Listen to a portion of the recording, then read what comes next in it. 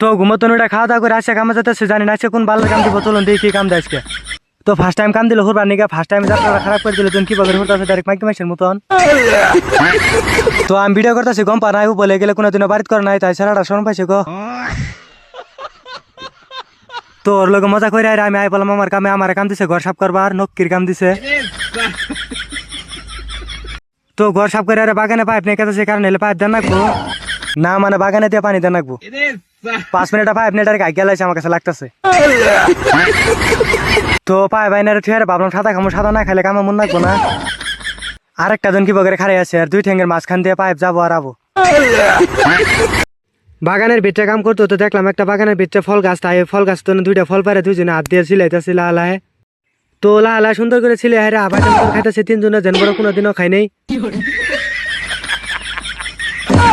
না, খাইতে মানে অসম লাগলো, মানে বেলেগ ধরনের একটা মজা লাগলো খাই।